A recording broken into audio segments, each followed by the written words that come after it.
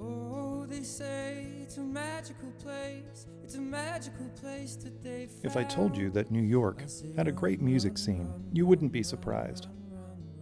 If I told you that millions of albums had been sold by bands from Boston, Nashville, or Los Angeles, you wouldn't be surprised. And if I told you that an out-of-the-way city hit a cultural peak in the late 90s and early 2000s, and the first city you thought of was Seattle, I wouldn't be surprised. If I told you that in Ontario, Canada, there is an ordinary city with a radius of small towns that launched the careers of numerous bands and musicians that went on to sell millions of albums and garner national and international fame, would you be surprised? That city is Peterborough, and this is the Radius Project. Come sing along with me, and I'm gone. Hey! Come sing along with me.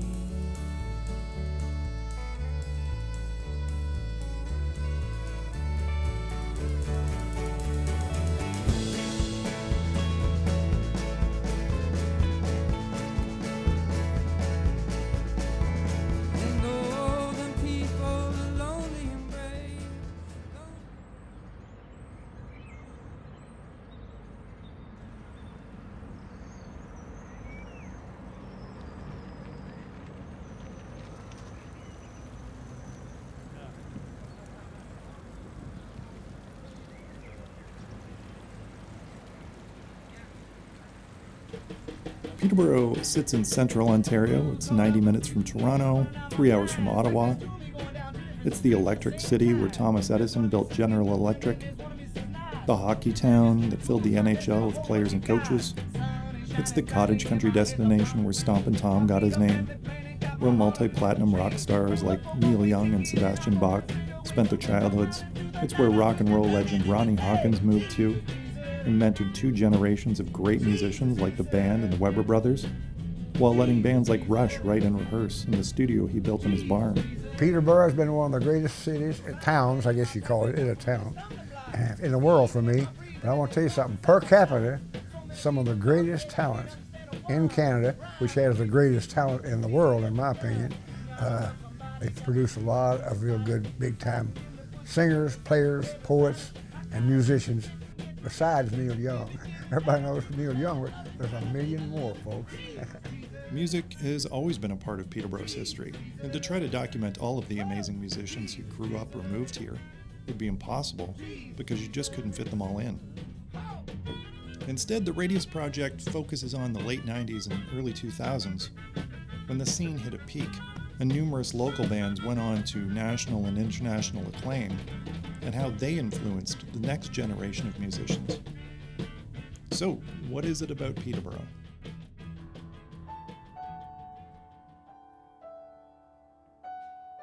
Peterborough has that geographical difference, which is it's not on the highway. And I think that the further you get off the highway, the more likely you are to have something build on its own. I've gone through towns where the big road runs through it, and on towns where you got to get off the big road and go up. Peterborough has that one, right? So there isn't a Peterborough sound. When a city has a sound, it will end. That scene will close. In fact, by the time most people have heard about that scene, people will already be on to the next scene. So Peterborough doesn't have a sound. Peterborough just has a place where people can grow and people can develop. I think that's really interesting. Culture and environment are the key ingredients to building something like that. I feel like Peterborough is just far enough away from Toronto that it's not a satellite city. People in Peterborough are aware of what's happening in the big city, trends creatively.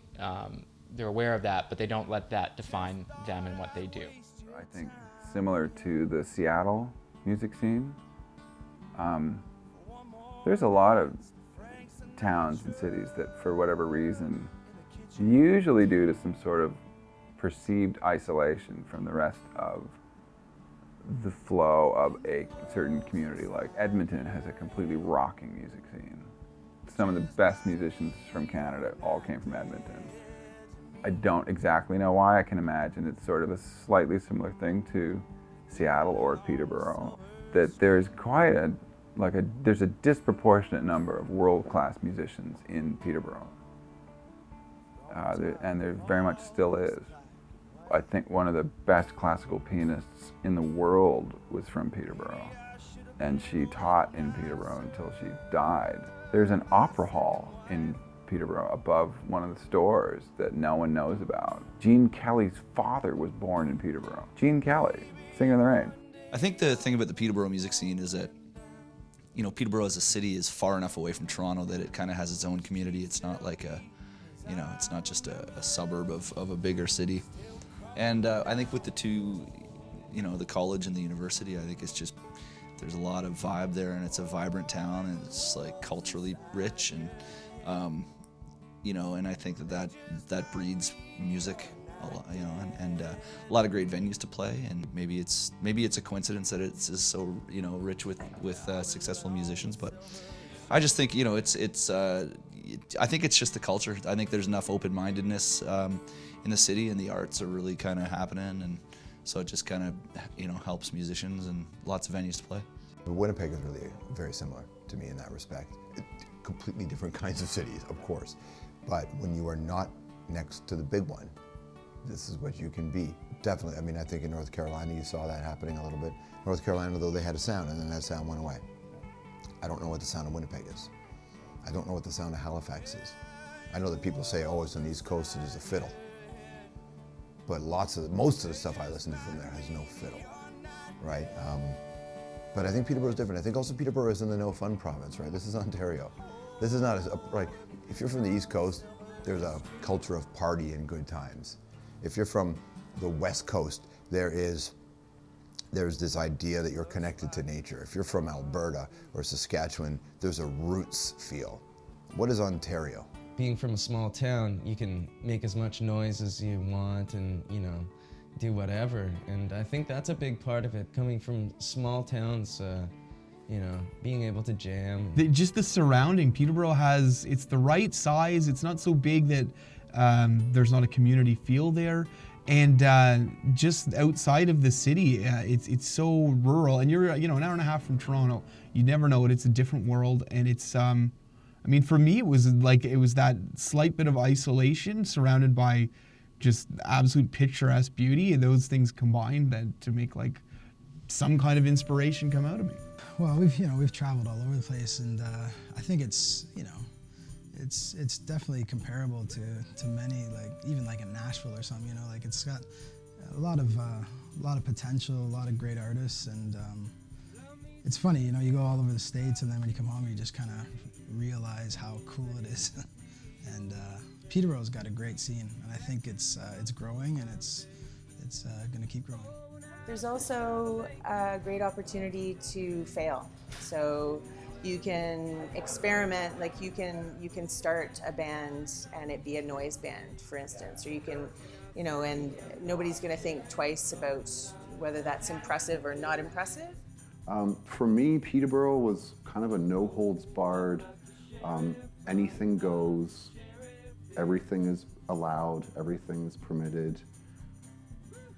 You know, there were wonderful bands, there were terrible bands, there was really daring performance kind of art, and there was this really like shit stuff as well. But everything was sort of embraced and accepted, and you got a slap on the back regardless of whether it was crap or not. There was that kind of freedom to experiment and play. There's not really another place in Ontario like it. You could go to Toronto and get really lost in that. In some ways, I think some of the like Toronto hipster things I see happening musically, it seems like they want to pretend they're from Peterborough from, you know, the early 2000s or the late 90s, this sort of thing.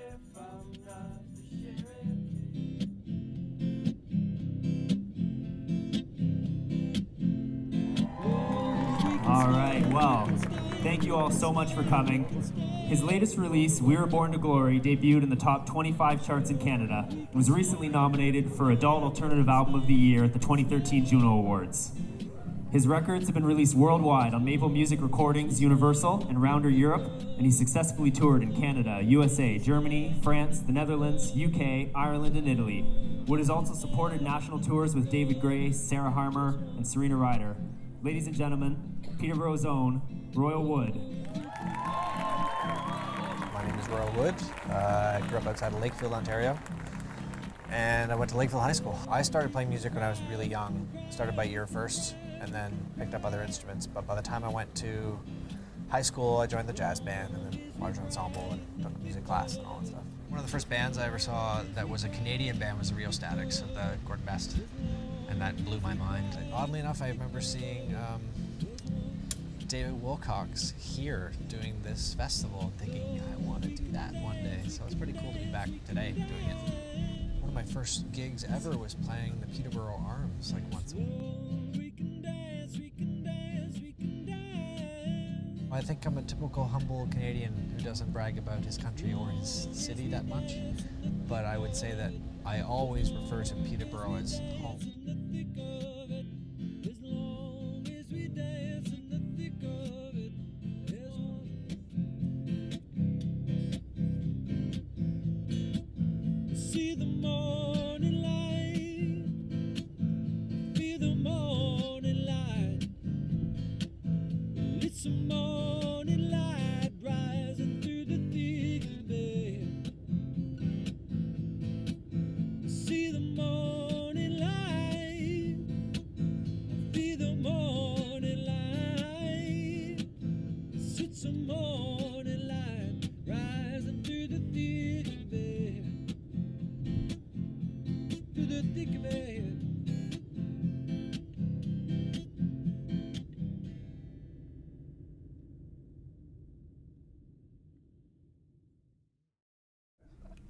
Okay. My name's Serena Ryder, and I grew up in Millbrook, Ontario, which is like 30 minutes south of Peterborough. Peterborough was a gigantic city to me. Like, it was the big, gigantic city growing up in Millbrook, and I remember freaking out every time I'd go to Peterborough. It was like, Toronto wasn't even in the scene for me. It was like Peterborough was Toronto to me. My first manager in Millbrook was the taxi cab driver in Millbrook, Ernie Doig, who now lives in Peterborough. And he booked me my first gig when I was 8 years old at the Legion in Millbrook, downtown. And I think ever since that gig, when I was 8, I was like, okay, this is it. This is what I want to do. I never thought that I would do anything other than be a musician, ever. Serena, well, I love her. She's great. I just knew, like, that is $1 million voice. I have nothing but love for her and what I've learned from her. Yeah, Bo Dixon was like I was his biggest fan, you know. I loved performing with Bo. I loved hanging with Bo. I love Bo. He's amazing. He's Bo Dixon, this coolest guy, you know. Yeah, babe, I'm gonna take a shower. I'm gonna take a shit in a shower. What's the matter? Did I offend you? And witnessing her rise to fame, her success, because she deserved everything that she had. It wasn't just like she was born with $1 million voice, that's it. Half of it is luck, half of it is who you know, and that's a perfect example of she got her music beyond Peterborough, to then Hawksley Workman was able to hear her. So I remember very, very clearly, I was coming onto the Cloverleaf off of Don Valley onto North York or Bloor, one of those, and she was just on the radio on the afternoon program on the CBC, and I was just so happened to be driving with my manager, who is still Serena's current manager, and I just said, holy, like, this is serious. I think we reached out almost immediately and said, you know, we're really wanting to meet you. But I remember the first time I heard it was that voice in that stomp, right? Serena Ryder got on stage and I went, oh, now that's interesting. That is the modern take on a rural kick. Beautiful voice, incredible voice, obviously, but Serena's presence. And you can see that in every town. You see that person, that quiet person who just kind of wanders around and you wonder, who are they, what can they do? And then that person gets on stage and is Serena. Serena and I were at high school at the same time, just for about a year. She's a little bit ahead of me. But you know, I remember I had these like images of like Serena walking through the park outside of our high school or through the halls, and she'd just be singing. And you know, like she was a star even at that point before she was like known for anything. You just knew. You were like, oh wow, like that, she's like super special, and she gets to be that in this setting. You know what I mean? It's not kind of muffled by a gazillion other things that are happening. She was just predestined. Predestined, yeah, absolutely, yeah. And I think there's it's easier to put it that way, I think, when you have such a safe and like nurturing environment the way Peterborough is. I moved to Toronto because I knew that I had to do it for my career. I didn't think that I could, I knew I couldn't go any further in Peterborough and be in Peterborough to do what I wanted to do, which was I wanted to travel the world, you know? And I needed to be close to the airport. That's about it. Yeah, I don't know if there's ever gonna be like that place where you arrive, you know? And for me, constantly wanting to arrive somewhere is fantastic. It's fantastic. Constantly wanting to arrive somewhere is fantastic, but then when you arrive there, what the fuck else is there? So there has to be somewhere else, and you have to keep going. Because if you stop, then you're done. And who wants to be done? Ever.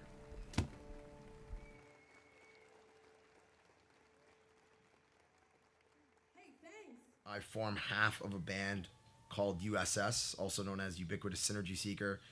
And my role is I'm a turntablist, DJ, hype man, MC, sound maker, producer, beats guy, scratch records, dance around, play out the songs like it's a theatrical party piece.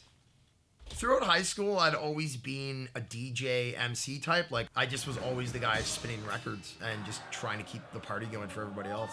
I brought my turntables to Trent. I put speakers out the window facing Lady Eaton College and was just dropping like 90s hip hop on the 1 and 2s and scratching. And it's actually one of my fondest memories of my first year at Trent. Every year at Trent, they have Dionysus, which is like the spring clean out party on the steps of Battle Library.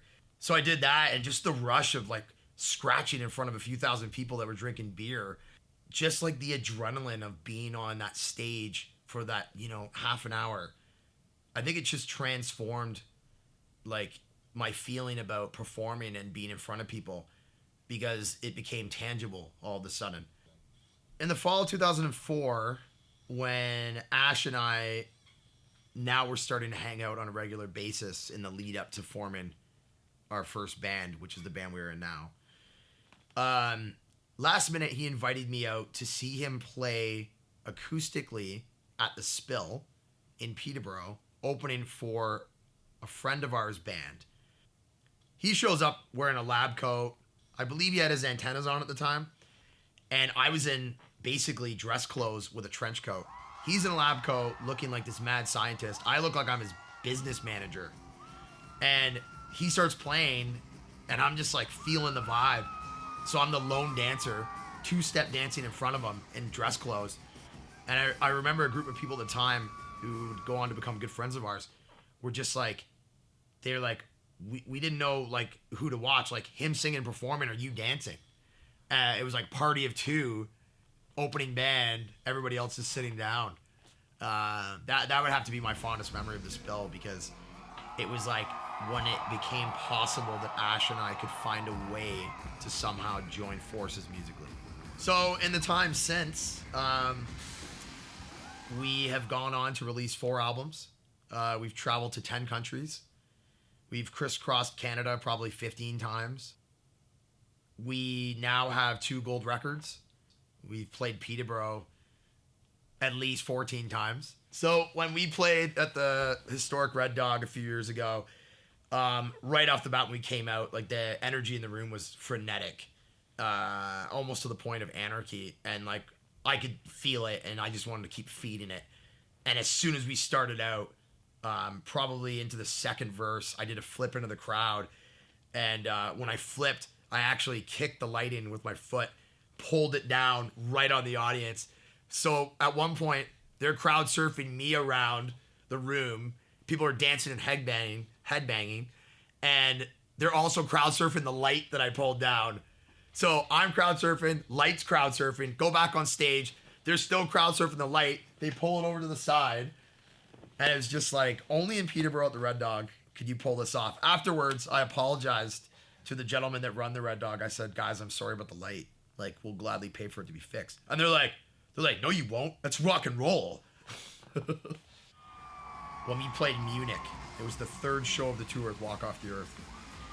And we get on stage and just blow the roof off the place. Like, something came over us, like it was on. And when we were walking off stage, the crowd was chanting USS. The following night in Vienna, Austria, show number 4, the same thing happened. Austrians are chanting USS, USS, USS. And it was like one of those fuzzy goosebump moments where you realized that when you quit your day jobs and you were hanging out in your parents' basement and you were reckless, but you believed in something, that it was going to work, it was in that moment where it clicked for the millionth time why we're in this and what our purpose in life is. I could bring it right back to Peterborough. Like, the first time I was in a band performing at the Trashateria in Peterborough, Ontario, Canada, and there was 10 people in the room and like 1 or 2 people got what we were doing, to now 2,500 people in a sold out show in Vienna, Austria. But all this comes down to the same thing, which is songs. If you don't have songs, you're not worth talking about. I don't care what your live show's like. I don't care how many people like you. If you don't have songs, I check out, right? They have songs. Now they have songs, and they knew how to, they figured out the event. And I remember going to see them play one night and thinking, oh man, so songs and a vibe. I have a lot of respect for the vibe that band absolutely created. And lots of people I knew, if there was a USS show, they were pretty religious about going to see that. It was the experience they just didn't want to be, they didn't want to be separate from. You know, people today listen to music and listen to a lot of Canadian music, and you come to the Junos and you see the excitement about it, but most people don't remember that there was a time when nobody listened to Canadian music. Not really. You listen to Rush and Neil Young and Joni Mitchell, Gordon Lightfoot, of course. But there was a time in the 80s to the 90s, Canadians were kind of disconnected from their own art. And the bands we have today that are so famous, you can go back to the early 90s. You can look at I Mother Earth, Our Lady Peace, Gandharvas, Rusty, those bands, and so many other ones. Those bands got on the radio, built a fan base, and raised a generation who listened to Canadian music first. I Mother Earth were a key part of that. They had a lot of songs on the radio, long songs. Like, they made artistic songs, and partly because Jag could play, like, he could play the hell out of his guitar.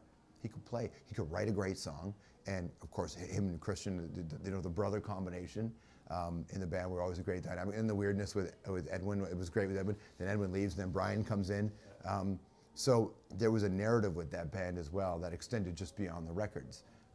They don't get enough credit for being one of those bands that were on the radio all the time and played this whole country a bunch of times, that influenced a whole bunch of kids who could go on and create a Canadian music scene. Even when I was a kid, you know, you had like, bands were doing it, right? You had I Mother Earth, you know, the brothers from that band. That meant a lot to me when I was like in grade 6 and got that Scenery and Fish record. I was like, that was, you know, looking back, it was so important that there were like these guys from my area that were like crushing it, and that's a great record.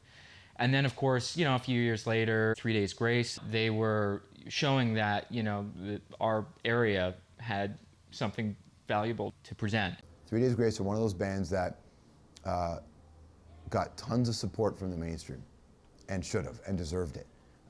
And I think I Mother Earth helped pave the way for that. My first band would be Groundswell, back in '92, I guess. That's a long time ago, I'm just doing the math. I met Adam in high school, and he knew Neil from Adam Scott. And I guess they had Groundswell previously, and the singer and the bass player quit, so we, you know, we got the audition. And yeah, we've been jamming ever since, so it's kind of cool. You know, we were a 5-piece back then, and we broke out of that and became 3 Days Grace. I remember it seeming really big, and like, you know, the biggest bands in Peterborough were just like gods to us, and we were just getting going. I remember like Stank and the Gang. I think they were a band that played a lot around the town and our high school. I Mother Earth. A couple of those guys were from Peterborough. And there was a lot of bands back then, but we were always in Battle of the Bands. You know, Market Hall, Gordon Best. The first big band I saw in Peterborough would have been Our Lady Peace, I guess. Yeah, at the Market Hall. And I was blown away. You know, I was like, we were just starting a band, and I was like, holy shit, you know, these guys are professional musicians. And we followed them around for a while. Me and Adam went to Lindsay and to other places to watch them play. It was pretty cool. Finger 11, when at the Vibe, and I remember thinking at that show, I'm like, someday I want to open up for Finger 11. Like someday, I hope I get to open up for Finger 11. And yeah, it happened. And actually, we headlined Finger 11 a month ago or a couple months ago, so that was pretty cool. I grew up in the north end of the city, went to Adam Scott. I had a music teacher that was really passionate about teaching kids that wanted to learn any instrument in public school. So his name's Murray Carr. And actually, you know, I think that he's definitely responsible for me being a musician today. Just all the time he put in for, you know, letting me experiment in the music room and stuff like that. And so a few years ago, I called him out of the blue, and we went and had a beer, and I gave him a platinum record, an American platinum record. But when I started playing on stage, I knew that that's definitely what I wanted to do. It gives you an energy that you'd never get anywhere else, and it was pretty awesome to, you know, to play the first show, which was at Adam Scott. It was called Strawberry Jam. It was in 1992. That was our first gig. We opened for the Rolling Stones. We did 2 shows opening for them out in Saskatchewan at Taylor Field. Yeah, 2 nights sold out, 45,000 people per night. The Stones watched our set. I think that's the first time we were like blown away by the size of the gig itself. The Rolling Stones stage was huge, but you know, we were just kind of starting out on the first record, and crazy, man. That was the first time I was just like, holy shit, you know, we might be able to do this. We hung out with them on the day off. It was absolutely insane. They were like the most down-to-earth, grounded individuals ever, and was really inspiring, kind of seeing how cool those guys were as people. Actually, Rock on the Range this year was pretty crazy. I think there's about 30 to 40,000 people out there, and it was just like a big stadium, just filled. And I was so nervous before the show, and then I was on stage, and I was thinking like, I just looked around, I was singing the song, I just smiled, and like, I'm not nervous at all. Like, it was crazy. And it was the biggest crowd I've ever seen, and it was nuts. It's pretty surreal, you know, when you go back home. You know, I guess because you know, we're away from Peterborough so much, and when we come back, it's overwhelming that the support that they give us, and you know, to do shows, you know, like we did the 3 shows last year at the venue or whatever. It's pretty overwhelming to see everybody come out and support, you know, great causes and just the band in general. And it's, you know, we don't take that stuff for granted. It's one of those things that kind of keeps us humble, I think. Peterborough's been extremely supportive of 3 Days Grace all along. You know, the Wolf has been so key for us, and I remember like we sent them when we were still Groundswell, we sent them our CD, and you know, and we just basically were asking Jay Sharp if he would please play our song on the alternate route, and he did. So we had a big parking lot party, and the first time, and like invited all our friends and cranked up our car stereos and heard our song on the radio for the first time, and it was a pretty cool feeling. You know, my brother influenced me to play music. It made me realize that it was a possibility that you could actually make money from playing music as a living. And so that's why I was like, you know, I want to do this. My heart was always in music, and then I decided just to follow it. And then I made my own band and, you know, did it on my own. And I almost got evicted living in a jam spot in Toronto. I jammed in a trailer that was bee infested at one point. Just not letting the dream, you know, get away. I just kind of kept following it and believing that, you know, I was doing something right, and at some point it will pay off. And I've had people message me like, you saved my life with these songs, and that kind of stuff really, you know, it makes you feel like you did something right. And I live in Peterborough, so it's my town. Yeah, it's fun. I love Peterborough. It's home. Peterborough's home, and my family's there, my friends are there, and it just I don't know, when you come back to Peterborough or Norwood or whatever, it's just a sense of being home. And, you know, sometimes I curse myself in the middle of January, but, you know, most of the time it's beautiful, so.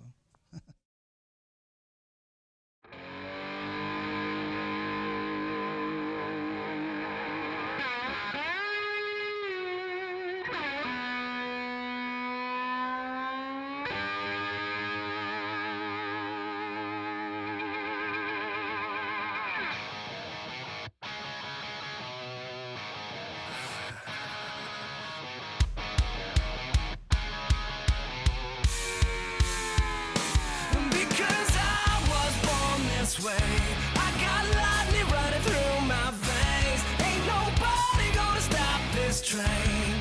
So hop on board or get out the way. 'Cause I was born this way, I got lightning running through my veins. Peterborough, born and raised, baby. Yeah, we grew up just on the center line, right up from the zoo, on Carnegie Avenue for like 13 years. It's always been Peterborough, man.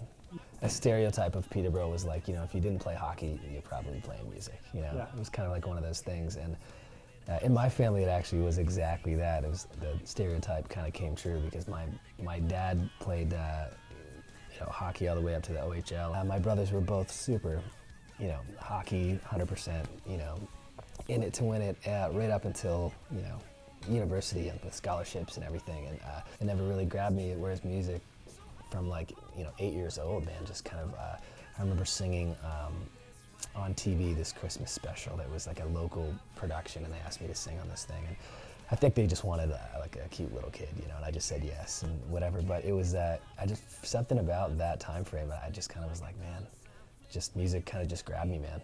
I actually came up 100% hip hop, just the way it happened. And we always had the Wolf, you know, we had like the classic rock station was like really the radio station that we had here growing up. But yes, hip hop just grabbed me, man, from a young age. Hip hop was not cool in 1998, especially not in Peterborough. They were, I would say, late adopters to hip hop. I used to keep tapes that that my parents wouldn't allow me to listen to at that age in a little Ziploc bag in the bush in our front yard, and I would come out on the way to the school bus and grab them and throw my headphones on. But I had a paper out at the time, and I remember walking around just like, man, I can't believe this music, you know. So I did my first record when I was 13 called Da Boogie Man. It was hilarious. It was really quick, scatty type rhyming, and I did that with a friend of mine that lived up in the subdivision. He used to produce beats just in his bedroom, named Matt Hart, and he's a Peterborough guy now. He's went on to, I think he's the Russian Futurist as an artist now. Russian Futurist was a project that's kind of still floating around. I put out a record in 2001 called The Method of Modern Love that was really well received critically. A lot of celebrity fans, from R.E.M. to Blur to all over the place. And it sent us everywhere. It just got in the right hands immediately, and we do kind of like a lo-fi synth pop, all recorded in my parents' basement in Peterborough, Ontario. PCVS drove a lot of the reason that we have that kind of culture in Peterborough as a whole. Because the people that I knew, when I think of Trevor, I think of Neil, or I think of Hart, they were an outlier at Adam Scott. It wasn't like that they had a big group of friends that were like them. They were an outlier that was respected for what they were good at, but it was definitely an outlier, whereas at PCVS it was more of a culture. And it probably was the reason that Peterborough as a whole is what it is and appreciates what it does. And likely a lot of the resilience that's in those guys came from the fact that they were an outlier.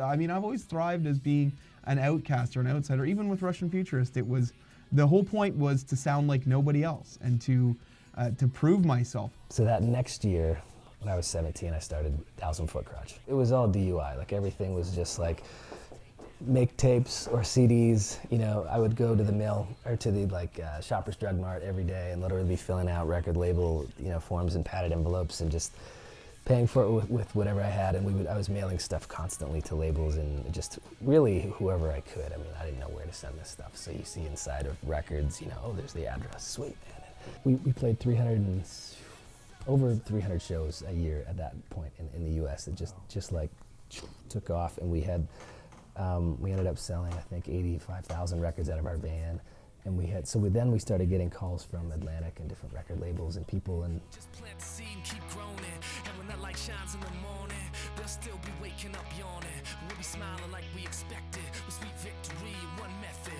Cause one voice is enough to make sleeping giants wake up, to make armies put their hands up, and watch whole nations stand up. to have songs that kind of have become, you know, integrated into those settings, and just crazy exciting for us, man. And we love it, and we're all hockey fans. So through the years, ESPN has just kind of come alongside the band and just on their own and been a champion for us. The beauty of growing up here and playing music was everyone was playing music because they loved it. You know, we weren't expecting the head of Sony to show up at the Red Dog. You know, and we hoped people showed up and we could enjoy music with them. You know, and I believed that we could do it, whatever it was. It wasn't like chasing. I can honestly say it was never about chasing fame for us. It just wasn't. It was kind of, but it was about being able to do what you do and to the most people possible. You know, to share what you love and connect. And to this day, it is. Yeah. The same way that I got to watch my brother grow up and just decide as a 16-year-old, I'm going to do this. I'm going to be an artist for the rest of my life. And I'm going to do things that people tell me, everybody telling me I can't do. But that's okay. I'm going to do it. I'm going to figure it out. When you get to watch someone do that and then get it and then do it on for 20 years and have 500 million streams in the last 2 years for 1,000 Foot Krutch, when you see that and you see the international success and you're the little brother, you think I'm questioning whether or not I can do something on a world-class level? And the same way that I don't know I'll ever be able to fully appreciate or say thanks to Trev for what I got to watch, I think there's so many artists over the last probably 30, 40 years that nobody will ever get to fully identify or thank that created that same belief that something world-class could be done through us. That I got to walk in, from watching Trev or to watching Mike Fisher, these people that in my life accomplished the craziest goals. I think that's really important to appreciate that Peterborough just does. Somehow we have a little 70,000 person city, and I know an abnormally large number of people or percentage of people that believe they can do something world class. And I don't think you find that most places. You know, in Peterborough growing up, I really felt like we were living in some sort of somewhat isolated bubble. Toronto really felt like the celestial city from The Wizard of Oz. It felt like very far away. I started banging the crap out of my parents' living room furniture on Royal Drive and knew what every cushion and every armrest sounded like with the greatest of detail. I was obsessed. I'm still obsessed with music. But I was really obsessed with it then because it just felt so exotic. My first band was when I was still at Edmondson Heights Public School, and it was a band called the Electrical Explosion Band, EEB for short. And then the Electrical Explosion Band became the Shock with 2 Ks on the end of Shock, very edgy spelling. And we actually somehow got a gig playing at a grade 7 and 8 dance at Adam Scott, which I felt was like we had completely just hit the big time. This was the most amazing thing ever, and it was. I mean, we loved it. We were probably terrible, but whoever gave us that gig, thank you very much. You know, that was amazing.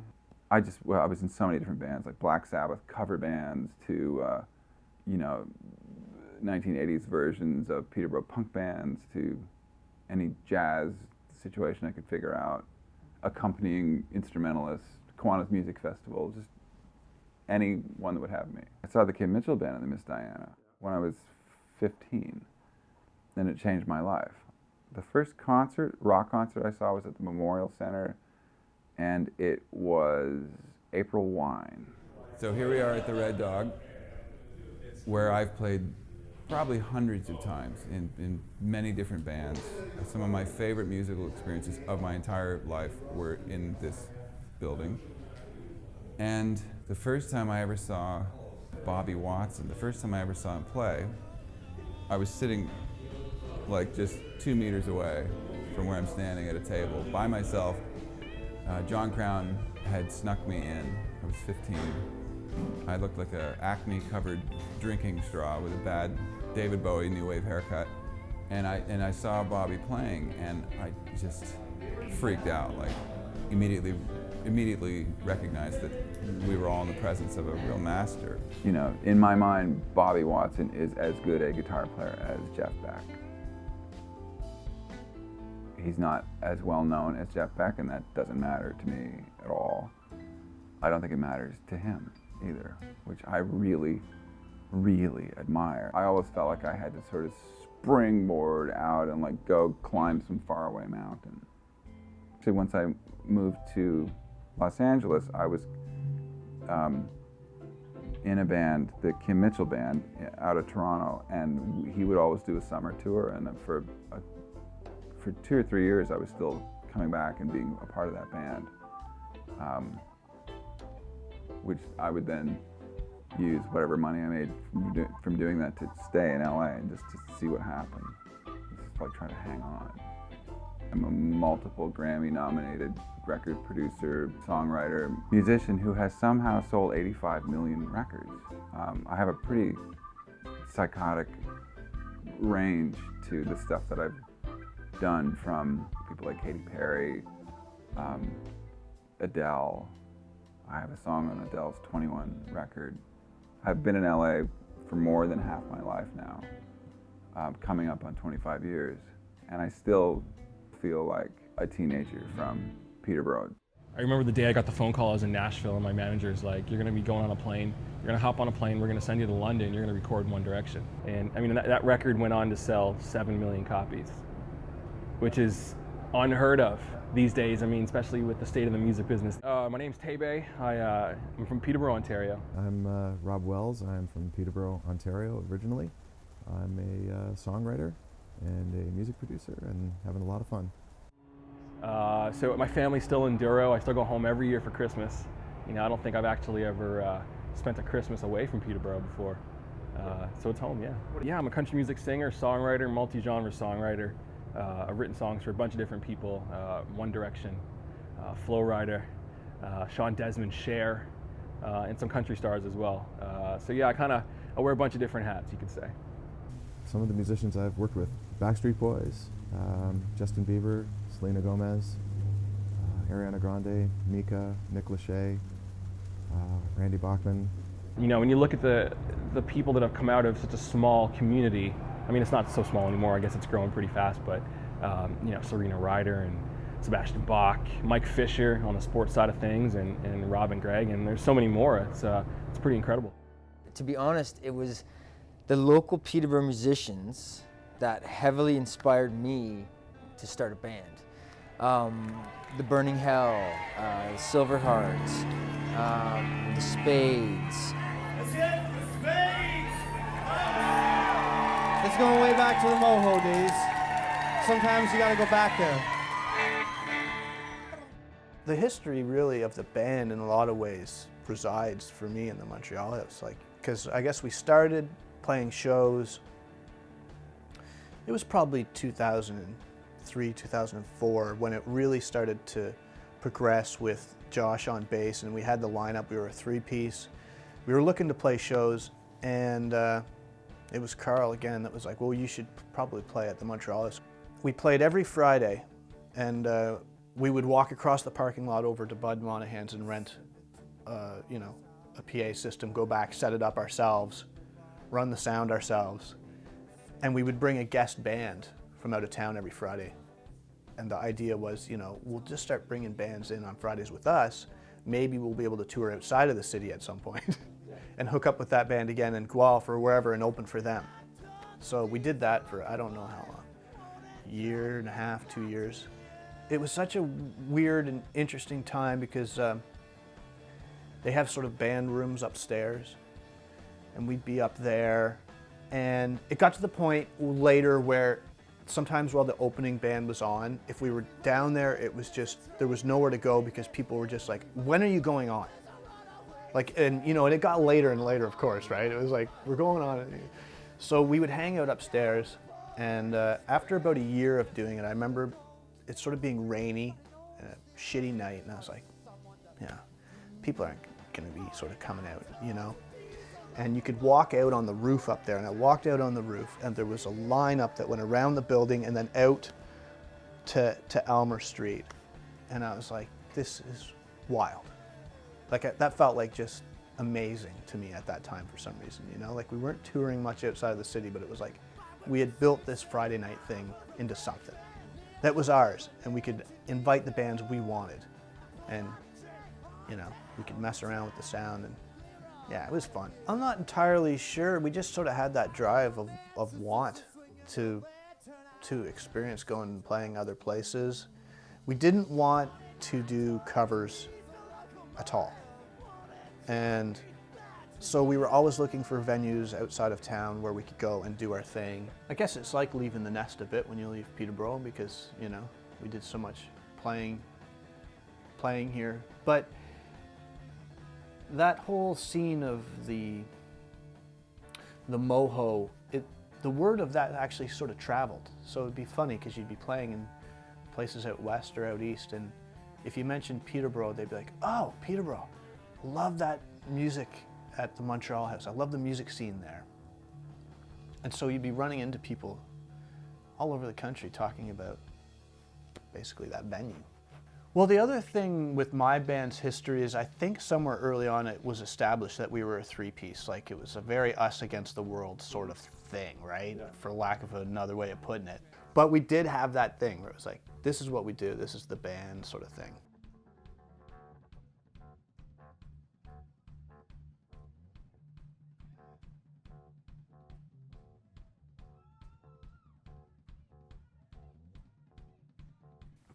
The Hunter Street Hootenanny one, it was amazing to see that street sort of blocked off and just have a crowd of people there for music, because in my mind that street that's the music street in town.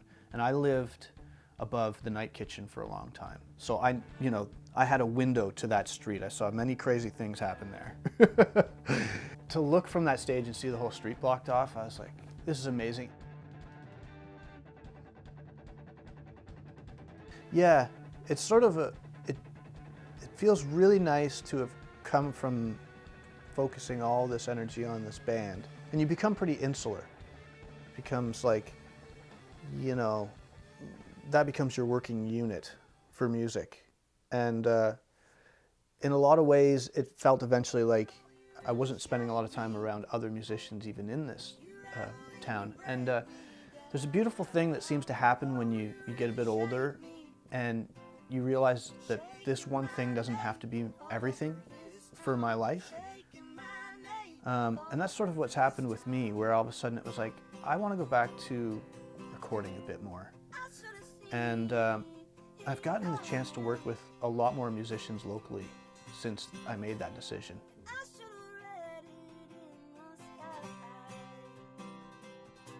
Burning Hell is kind of a funny story, and actually there's a reason why it's kind of a funny story, is because I mentioned earlier that these Peterborough bands that I used to watch were what inspired me to want to start a band. And specifically, there was one time I didn't know Matthias, and I knew of the Burning Hell, and one day I was on MySpace, and remember MySpace, right? That's the time I lived in Peterborough when MySpace was a thing. And I was on MySpace, and I saw on the front of the MySpace page, Burning Hell was featured.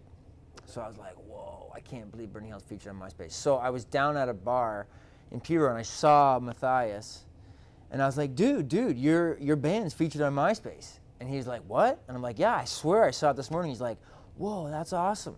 And I just saw like this little kid light up in his face, and he was just so excited about that. And I mean, maybe I'm misreading it, but he was just like, oh, that's like, and I just was like, I want my face to light up like that. I want my band to be on MySpace. Well, not really in MySpace anymore per se, but at the time. This is a funny thing about bands in Peterborough, is that, you know, you can't swing a cat without hitting one of the most talented musicians you could ever meet. You know, it's crazy how many talented musicians are there now, have been there in the past. If you add up the whole list, it's ridiculous. How many incredibly talented musicians, songwriters, etc. are there. It's kind of a uniquely Peterborough story in a way. In the early 2000s, the Peterborough Arts umbrella was central to the music scene. or to a part of the music scene anyway. And I was just sort of, I'd been messing around with songs, writing songs for a long time, and Ian Osborne was so encouraging to me and to a lot of other bands and musicians back then, and he sort of said, hey, like, if you want to make a record, let's do it. And he lent me a bunch of gear, showed me how to use it. I started messing around myself, and then I went and recorded with him, and I had a collection of songs that I had written maybe like 5 years before that when I was in high school. And then I was sort of looking around, I was like, well, I'm going to put this out in some way, you know, on a CD that like 10 of my friends will get or whatever. What am I going to call it? And I wasn't comfortable using my own name for whatever reason. I just thought that was too, I didn't want to do that. I don't know. And then I was in Toronto, and some religious fanatic gave me a pamphlet that said, you're going to the burning hell, thousands of degrees hot and not a drop of water. And I was like, that's perfect, that's what I'll call it. And then, so from that recording, that name sort of stuck for the next series of like 4 or 5 albums that were just like purely for local consumption. You know, I had no, ambition is even the wrong word, I had no even thought that I would ever do music beyond Hunter Street. And I just kept calling it the burning hell, like why not, you know, who cares? But for me, it was like this moment where I realized I'm not sure if people actually like what I'm doing or if they're just being my friends or being supportive or being whatever. And I think I kind of need to try this in a place where I don't know people and see if it's actually resonating with people or if it's just a Peterborough thing and I'm just feeling good about these songs because people on Hunter Street like them. And then, you know, going on tour and, you know, the first few tours were disastrous, financially and otherwise, but at least there was that sense of adventure and that sense of like, if you could make one connection with one person in a city outside of Peterborough, if one person came up to you after and was like, that was great, I really like that song about whatever, you know, that felt amazing. You know, the first few times you go on tour, like, you kind of have to be young and dumb to do it. You really do, because like, yeah, you're getting treated like crap. You're eating the worst food. If you're eating the worst food. You're sleeping on, you know, floors covered in cat pee in someone's basement, whatever, you know. It's like the first tour is always pretty rough. And you have to really want to play music outside of your hometown to get through that stuff and to accept that stuff is always going to happen on some level, you know what I mean? Like, it doesn't necessarily end after you get a good review in Acclaim or something like that. You know, it's those shows are always there, lurking around the corner. You know? There's sort of a mythology that's developed about touring in Europe for Canadian bands that it's like it's paradise, it's a wonderland, and everything's so much easier when you get there. It's not true at all. It's a slog, just like touring in any new place is a slog. And the first 3 or 4 tours we had there were really hard. No money, sleeping on people's floors, the whole bit, classic stuff. But in general, the culture of hospitality towards musicians in Europe is very different than it is in Canada. So for example, when a band rolls through Peterborough from elsewhere, anywhere, Germany, Regina, whatever, they're kind of treated as like, oh yeah, you guys are here, you're the band, yeah, get on stage, here's your sound check, here's your 2 free drink tickets, see you later, get out of here, you know. You're just like, you're part of the machine of the venue. You help sell beer, essentially. That's your function as a musician in Canada. Whereas in some parts of Europe, not everywhere, there is much more of a focus on the event, like music as an event, and music is something special, and people are going to go to this venue for that music, and so promoters really treat you, even if you're a small band, with that kind of small measure of respect. Even if the money is not great at first, even if the crowds aren't huge, you're still getting treated as someone that's got something to share and someone worth respecting in a way, you know? And that's, I think, what a lot of Canadian musicians respond to in Europe the first time they go, is like, wow, you know, we're actually getting treated well? This is weird. It's a great city. It's a great city. It's beautiful. You know, there's the good side of that sort of tight-knit, stifling kind of community is that when it works and when it is supportive, it's the most supportive and the most fantastic experience you can have. And I think for a lot of young musicians, especially people sort of testing the waters, it's the most inspiring kind of place to be. Or it was, at least from what I remember. And I know a lot of people that wouldn't be playing music today without that experience in Peterborough, including me. Like, I would not be playing music without Ian Osborne, without the Gordon Best, without Jill Stavely, without the Silverhearts, without Charlie Glasspool. Like, I definitely wouldn't be playing music.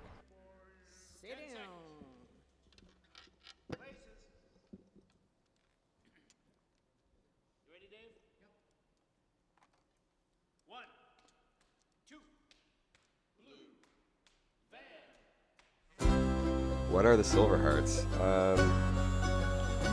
Silverhearts. That's a very good question. That's a good question. Lost music? Well, the Silverhearts are very difficult to describe. And I always try to describe them by like the sound, you know, having recorded them and seen them live. And it's sort of like there's all these instruments, and even if they're missing a few people, it seems there's all these instruments, right? And there'll be build-ups in songs where when it hits the crescendo, you're not sure what anyone is playing. It's just this sound that happens. I mean, they're a large collective of great musicians that did some pretty inspirational things in the music scene in Peterborough. And definitely inspired a host of sort of spin-off bands. You know, there was a definite influence, measurable influence of the Silverhearts on the Peterborough music scene that I think is still being felt, probably. And arguably, like, beyond that, too. I mean, they were sort of one of the first bands in Canada that really pushed that kind of, like, folk orchestra thing into the limelight. It's funny, though, because the Silverhearts, if you really look at it, you know, they did, like, one tour out west, one tour out east. That's it, you know. And then, like, obviously they're doing stuff now again, which is awesome. But like, their influence is far greater than their actual output or their actual touring. And that's what's really remarkable about it, is that, like, if you go to this day, if you go to St. John's, Halifax, you know, Vancouver, you'll find people that were like, I was at a Silverhearts gig in such and such a place in that one year that they went on tour, and it was legendary, you know. So they made an impact, for sure. The Silverhearts were just like something I've never seen before. Just this giant band who was so talented, playing really cool songs, and just kind of took over the room. And it was one of the most magical experiences I've seen in a live show, for sure.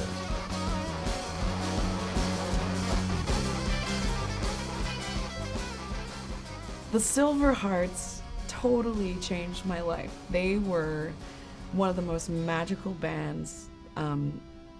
They are one of the most magical bands that I've ever seen perform. And there was this time, and this, like, it was almost this. They wove this, like, dead cowboy Tom Waits. Don't touch that dial. We are broadcasting live from the corner of George and Park Hill, 92.7 CFFFFFM. Please call the studio with your favorite muffin recipes. I'll be here all afternoon. It's such a sunny, pleasant day out there. How about this old lick on the new recording from the Silverhearts? Every single person in the band was so talented, like unbelievably talented, that, you know, it was surreal to watch them perform together, because it's, you know, you have a band and it's usually there's the front person that's really great and everybody else was just there supporting them, but every single person there was so talented and so just bursting. They were all bursting all of the time, and you walked into the Montreal house and you felt like you were gonna explode. And so you had to drink copious amounts of alcohol just to bring yourself back into your own skin, because it was so big and everybody just wanted more of everything. And you could tell that the band wanted more of everything too. And so you were in it together. It was this like push and pull. It was almost like, for me, it was like an obsession. The Silverhearts were like this obsessive thing that I just had to go to, and I was like in love with every single one of them. And you know, like I loved it so much. When we first started playing there, the Silverhearts were still doing their Wednesdays, which it just seems awesome to me now. That they were Wednesdays, we were Fridays, the rest of the time it was a gentleman's club. You know, a band like the Silverhearts, I don't know any of those guys personally, but I've seen them a number of times, especially when I was young and coming up, and it's just like this band is amazing. I think I may have seen the Silverhearts at Hughes Room in Toronto, was absolutely blown away, and realized, like, to be honest with you, I tried to figure out a way to tour the record at the time that I was touring, I can't remember what it was, with the Silverhearts, because I thought, well, that, and of course, you know, you sit with a calculator and a pen and paper, and you're like, woof, that's never gonna happen. And then I guess, unfortunately, it just got whittled down to Wyatt. Not unfortunately, but I wanted the tube. I wanted the whole picture, because I just couldn't believe it. You know, I thought too, the Silverhearts had such an authentic cabaret vibe. I just thought, well, we're natural. We're like a natural pairing. But so Wyatt came in, and not only is he, you know, does he have encyclopedic knowledge about so many things, he's a proper, you know, sci-fi novel reading, video, you know, antique video game collecting kook. We were one of the first to go out of town. We were still based out of Peterborough. Everybody lived in Peterborough. We got travel grants and we toured coast to coast, not with a major label deal, nothing like that. And there hadn't been anybody who'd done that, who'd really toured kind of extensively out of the Peterborough area, to my knowledge, other than Jackson Delta. We left town. We didn't stay here. And it seemed like there was about 6 months in about 2002 where it's like everywhere we would go, the next time we would come back, there would be a 6 or 8 piece band opening for us. And it was really, it was very sweet. It was like we were showing people some way to just, you know, kind of amalgamate the professional and the artistic and the amateurish and the punkish and the theatrical in such a way that just you could do it. And just everywhere we went, there was and there's a lot of another, Eve that just like clearly were having fun on stage, and like Wyatt said, like so many, I'm not saying they're imitators or something, because we didn't invent the idea of a large ensemble of musicians, but in Canada, in our little world, there were lots of bands that sprung up in the wake of our whatever travels. You know, I remember some of those When Butler characters was standing, being right, you know, right there in front of the me. stage in the Jupiter Room in Montreal, watching us. Yeah. But it's like there was in us there was, you know, in Peterborough there was us, and then in Toronto you had Broken Social Scene going, and then in Montreal you had Godspeed. Yeah. And those were the big bands. Those were the big bands in the eastern part of Canada that had a lot of people in them. I mean, I know the songs, of course, and I know good songs, but here's the thing. There's always going to be one band that blew the doors open in your town and didn't blow the doors open in the next town. Seattle had Mother Love Bone, right?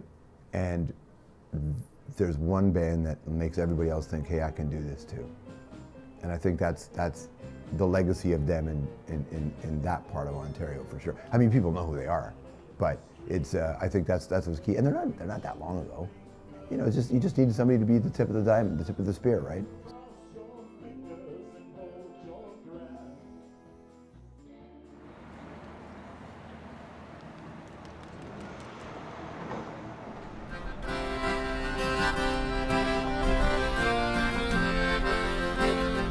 Pig's Ear. It's lit like a classroom, which is unlike any bar ever. Trays of beer in like tiny cups that are somewhere between a pint glass and a shot glass. Like they found a weird middle ground. They served them on cafeteria trays. They had a no dancing policy.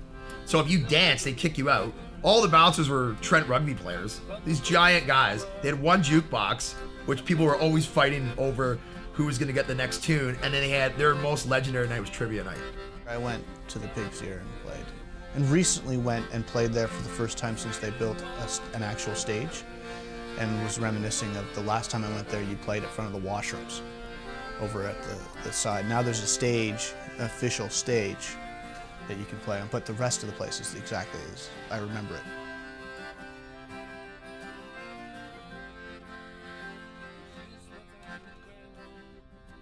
There's a story of Hank Williams in the in that location. I don't know if it was the Pig's Ear back then, but he didn't make it to his show because he was drinking at the Pig's Ear, whatever bar was there at that time.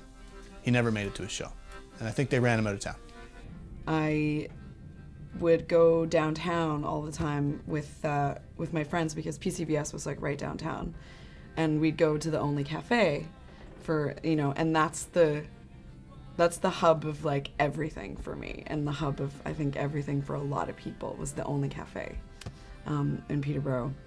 There was just something so magical about that place and so fucking surreal and like just of another time, another space. It was, you know, like it's totally Jerome's fault. Like he's totally from another planet, you know, and everybody knows it. And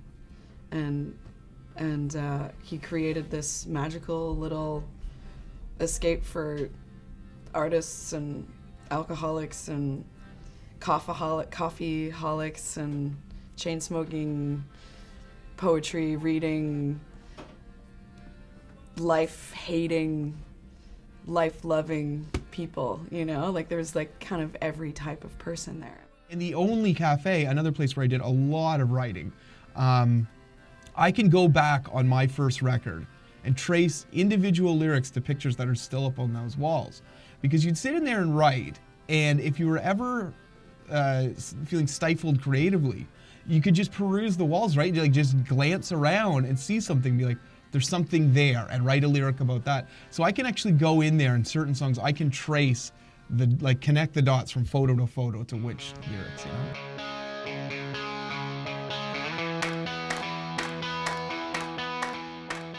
Gordon Best was like our home away from home, man. That was just like, we used to try to book that place out every month, and had good friends and bands play with us all the time, and it just went from, you know, 20 people to 50 to 100 to, you know, and then to the point where we used to kind of pack the fire code in that place and just keep playing there, you know. And we'd love to do a show there again, man. Ian Osborne was just a great sound guy and became a great friend, and so those guys are special to us, man. They actually, it cracks me up. It means a lot to us, but they still have like a picture of the band framed on the stairway, but that was, yeah, I think that was our first 8x10, man. And those guys put it up there, and we always thought it was, you know, that's crazy, check it out. And then you go back like 20 years later and it's still there, so. The Spill, again, not biased, because I worked there. But Dave Toby is truly one of the sweetest people I've ever met, and I'm so happy to know him.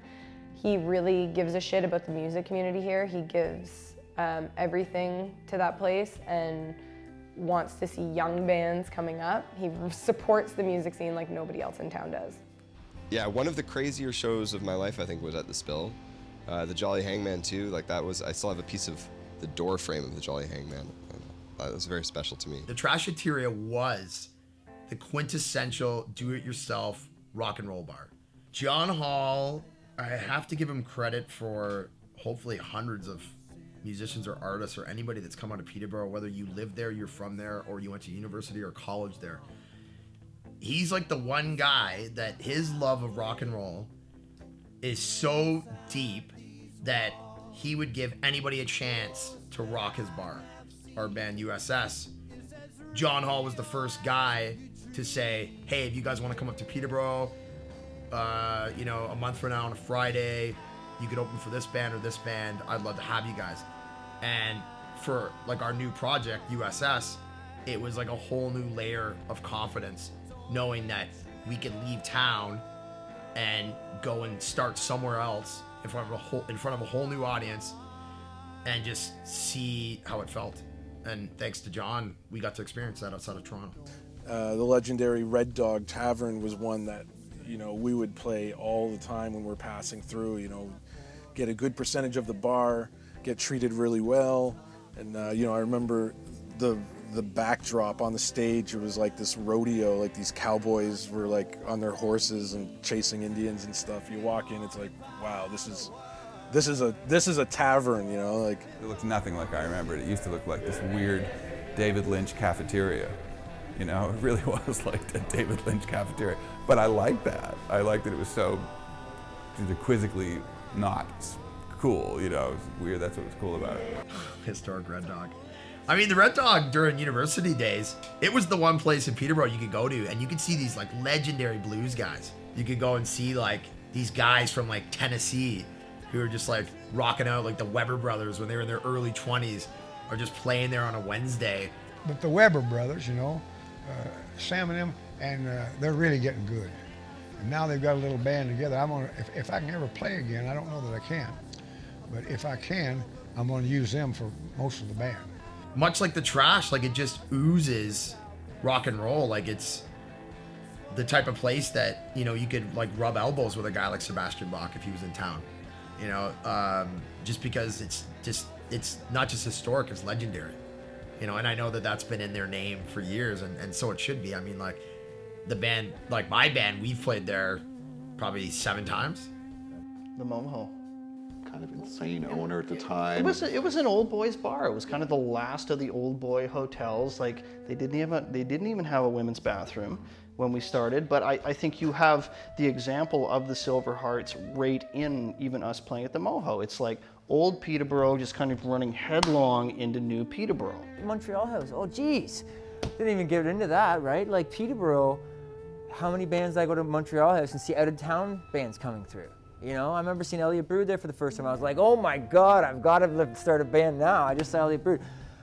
The list goes on and on how many bands I saw at the Moho, you know, and Peterborough was, I don't know where it's at right now because I've kind of lost a bit of contact, but when I was living on it, Peterborough was a fucking hot spot to come to play music. Like, it was such, people came out and, you know, you do an Ontario tour, you go play at the Moho, or you go play at one of the other 6 venues that are open to musicians. There's a lot of towns you go to that have one venue to play at, and maybe you'll get some people out. But like, you know, so Peterborough, you come here and, you know, there's options and there's tons of bands going on all the time, so.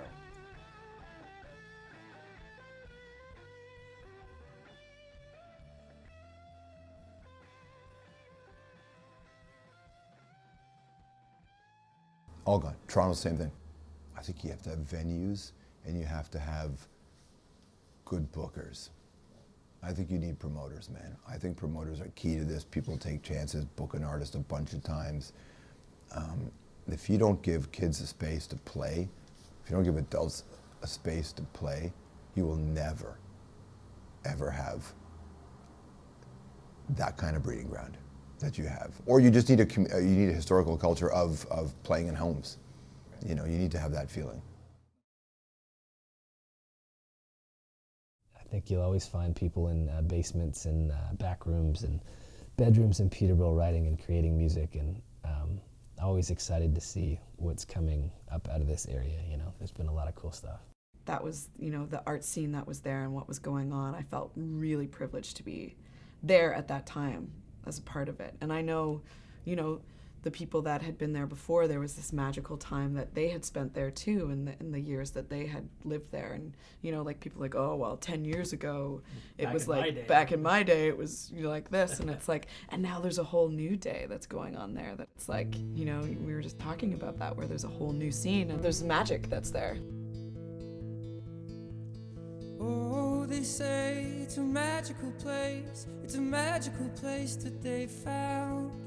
I say run, run, run, run, run, run, run. My name is Simon. I'm in the Strumbellas. I was born in Lindsay and grew up in Lindsay. I lived in Peterborough for 5 years.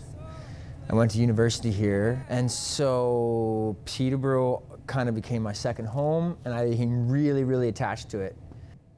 I absolutely loved it here, and for a while I worked as the custodian at Trent Radio, and I kind of got into knowing the musicians and stuff that were from around here. I always saw these bands playing and coming into Trent Radio, and that was literally, I was like, wow, you know, these guys are celebrities to me because they have a band and they're playing live. You guys remember a band called Argyle? And you know, and even down to like Chris and Benj playing at the farmer's market. You know, those guys were, I was like, wow, this is so cool. I actually remember one time I went to Chris and Benj at the farmer's market and was like, dudes, can you guys come over and play one of my tracks? I'll pay you $20 an hour or whatever, but I just need your guys. So they came over to my house, and so yeah, so basically for the 5 years I lived here, I was was in awe of all the Peterborough musicians. I was like, wow, this is so cool. And that was literally what inspired me to start the Strumbellas. I remember like meeting Matthias from the Burning Hell. I remember meeting, I was like, oh wow, this is so cool. I remember meeting Trevor from the Silverhearts. And I was like, oh dude, I can't believe it's you, this is so cool.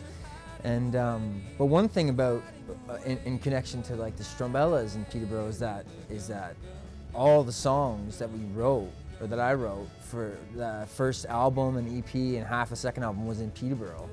It was all, I wrote it all in my basement on Bethune Street. And so that was what I took to the band, and that's what basically was our first album. So like we started the band when I was like 27, and you know, then kids came into play and having to afford to pay for your family. I get why bands fizzle away, because it's a grind. Going on the road for your whole life is it's a very strange life.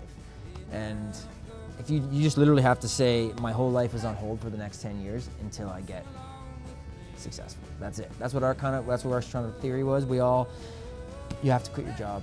You have to get on the road. We have to do this until we're successful. No ifs, ands, or buts. And, you know, and we're not even there yet. And so, you know, who knows what's going to happen to us in 3 months or 6 months or a year or 2 years. Maybe the grind will take us over too, but that's the only thing I can imagine is that it's just the grind of going out and living on the road. The States, this is what's going to be our main focus next year is the States, and we just got back from Europe, which was awesome. And, but yeah, same thing, we're going back to kind of square one and going to the States and going to play empty bars for 3 years, I guess.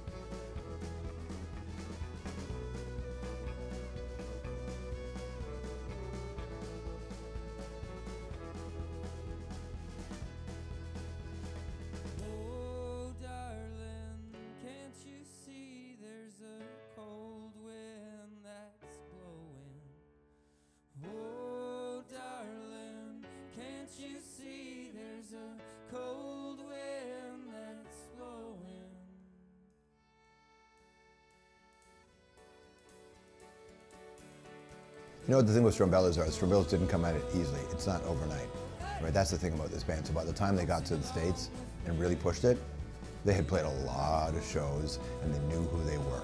That identity is crucial, and I think they figured it out. But it took time, right? And so they earned this. That's it. When I see the Strumbellas success, I'm like, that's it.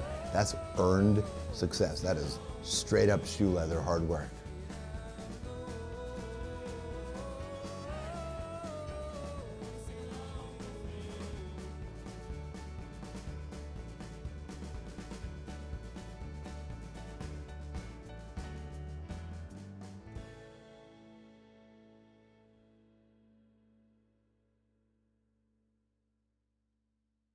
I went to Lakefield Intermediate School for junior high, and then I got into the arts program at PCVS when that school still existed, and that's where I went to high school. There's a mentality that growing up in Peterborough gives you, and I noticed it right when I first moved down. When I moved back to Toronto, I was like a 20-year-old or a 19-year-old, and I was working my first kind of lousy jobs. I'd be working these lousy jobs with other young kids who were like one of, you know, a couple million people growing up in this city. And you know, coming from Peterborough, I just really had this like, maybe this ignorant sense of like, anything's achievable or possible. Yeah, you just got to commit yourself and have, you know, whatever. Like, that was a part of coming from a small scene. You know, sometimes you got to take yourself out of that safe, nurturing environment and throw yourself into the fire. Being a musician or even thinking about other musicians, there's a lot of myth-making involved, right? And you kind of think about like, it all feels like a natural ascension or progression. You know, what Toronto always represented to me during my time living in Peterborough was the standard, right? It was just like, there's the bar. That's kind of the competition. You know, not that you ever want to have to look at it that way, but in reality, that is what kind of forging a career in the arts is. And you got to be ready for that, right? It's this competition involved, and you know, the city kind of gave that benchmark of, you know, this is the amount of work that you're going to have to put in to do it. And that was great to be aware of. But then to have, you know, Peterborough, this kind of really supportive environment as a place where you kind of like developed to prepare for that step was invaluable. And that once you kind of like have done a bigger bigger festival type show, or tens of thousands kind of capacity show, it would be harder to step back and do a club thing. When it's not, doesn't really work in a linear way like that. I think it's we love both, and because I think it allows you to explore kind of different levels of performance. I think it keeps you honest, which is a big thing too. I think when you're in a smaller club, you don't have all of the gimmicks to the lighting, the big LED screens, all that kind of stuff. You don't have a lot of that backing you up. So you've got to be the show, and I think for that reason we really love both. Artist development's always been a huge part of what we do, and I think watching my brother grow up where they didn't have any help, and he had nobody around who knew what to do. So he just had, I remember him booking, literally 200 shows a year out of our basement all over Canada, because he didn't know what to do, and he didn't know any agents, and he didn't know how to get a record label, he didn't know a good record deal. Watching him feel his way through that and not get the opportunities that he should have, just having to create his own opportunities and learn the business, that was really important to me, to try to create opportunities for bands who deserved it but might not know how to get there. I believe we have such a crazy scene here that might not get the credit it deserves, and so any chance we got to put a Melissa Payne on, or to put a MacArthur Clark on, or to put a Melissa, on Morrissey, I don't know, those are the things you live for, the moments to be able to create those opportunities you wish you had when you were growing up that someone might not have been able to give you yet.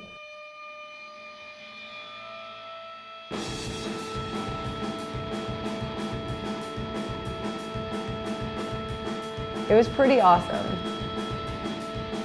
We had no expectations. We tried to go in with no expectations at all. And it was fucking awesome.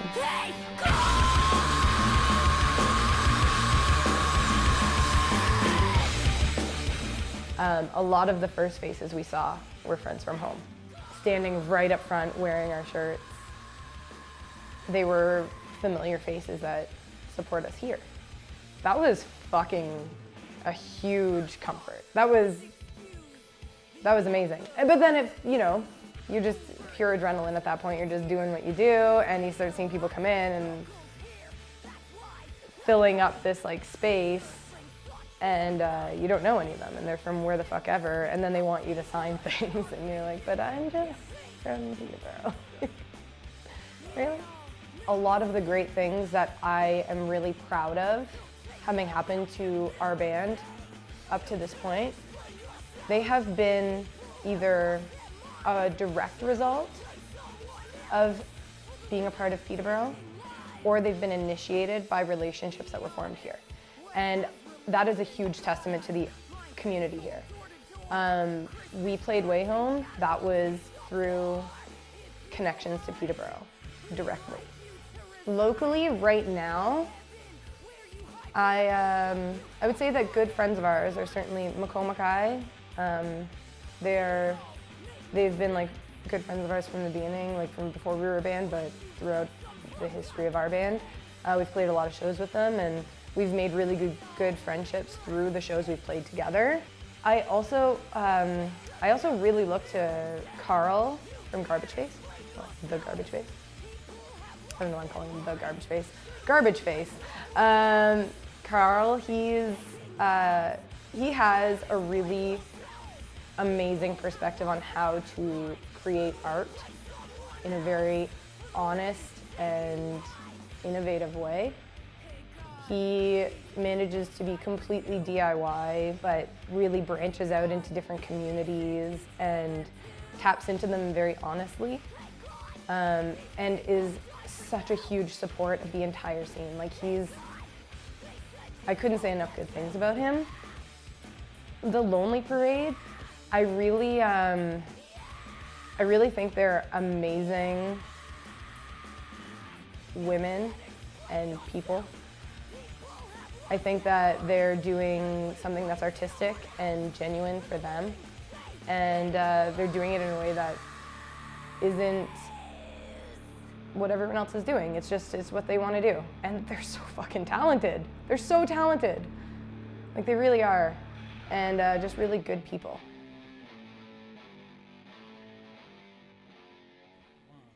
Yeah, Lonely Parade are one of the best young bands in the country. They're forging their own path. I think that's really interesting. I think there's a lot of pressure when you're young, especially when you're young and you grew up in this era of Instagram famous, right? And you're chasing something. Lonely Parade aren't chasing anything. They're just making records. Teenagers with guitars and drums, and she can crush those drums. Crush them. You just don't see a lot of young girls getting funneled into the heavy rock game, the heavy punk game. You just don't see it. I mean, of course they're there, but not in the numbers they used to be. So suddenly out of nowhere, there's this young trio out of Peterborough and they're not playing synth pop. That's incredible. That is rarer than you think, you know? So when I first heard them, I had no idea, I didn't know anything about them. I didn't know how old they were. I didn't know the dynamic. I knew they were from Peterborough. That is the extent of what I knew. And I put the record on and went, whoa, who's this? I was just really ecstatic to see that we were 3 teenagers not playing synth pop. I like synth pop. I was like, fuck, finally, a goddamn guitar. Ashley Capps once told me in music, everything happens in 2-year cycles. So if you had a really good year this year, don't get discouraged by the fact that your crowd wasn't what you wanted. Because it'll be next year that you see the fruits of this year. And I think that was a great microcosm for how arts works in general. When you're talking about a city, he was talking about festivals or albums. But when you're talking about a city, I think it's generational. That it's the generations open the door for the next generation to ideally go by them. And if they really care about it for the right reason, they see it as their ceiling being someone else's floor. You know, I think those guys from the Silverhearts and all those guys who work so hard at you know, playing music so much in Peterborough, I think they kind of spread it around. And I think those guys had a big impact on making Peterborough. I won't specifically just say them, I'm sure there's a lot, but those guys, when you heard about them, and they're always out playing and they're always playing live shows, and I think that just gets people out and gets people into music and gets people, you know, getting into music in the city. I think that's really important. Yeah. So I think it's a generational thing that as artists do that, they open the door for people to believe they could possibly do it. And then as artists did it more regularly, they open the door for people to go, no, I can do this. If 3 Days Grace can do this, and 1,000 Foot Krutch can do this, and Serena Ryder can do this, yeah, maybe I don't need to move. Or maybe even me being good at my local high school, maybe that does mean something. I think it's all snowball effect on that, and those people probably will never fully appreciate or understand the impact they had or the doors they opened for this next generation.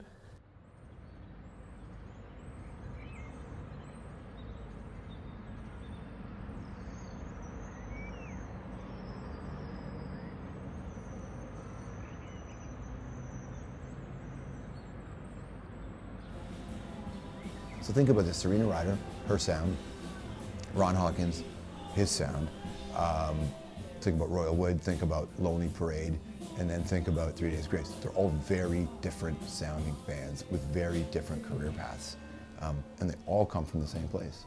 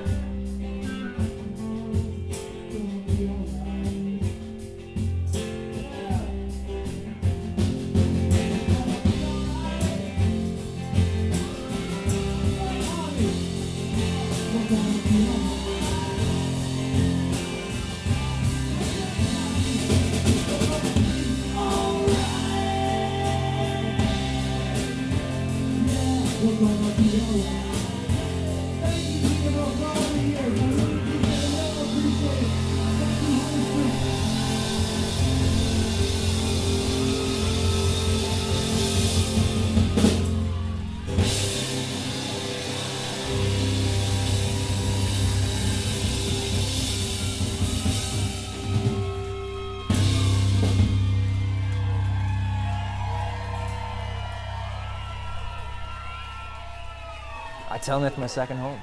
I say that to everybody who I talk to that Peterborough, because it really is. I had the most amazing 5 years of my life here, and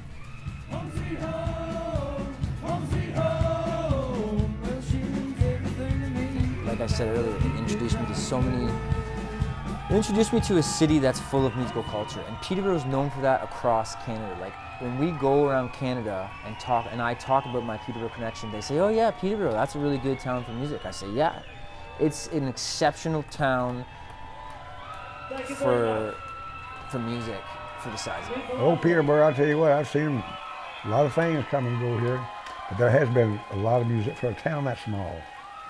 A lot of good musicians have come out of it for some reason. You know, there's just like, you don't find this stuff in every town, in hardly any town, the amount, the per capita talent level. I'm trying my best to pinpoint it, to connect the dots as to why, but I just know it's there. I don't know, there's something definitely in the drinking water there. In the water? I've heard that. So there's got to be something special about it. You know, I could say there's something in the water. Oh, I think there's something in the water here. Something in the water. Yeah. Peterborough.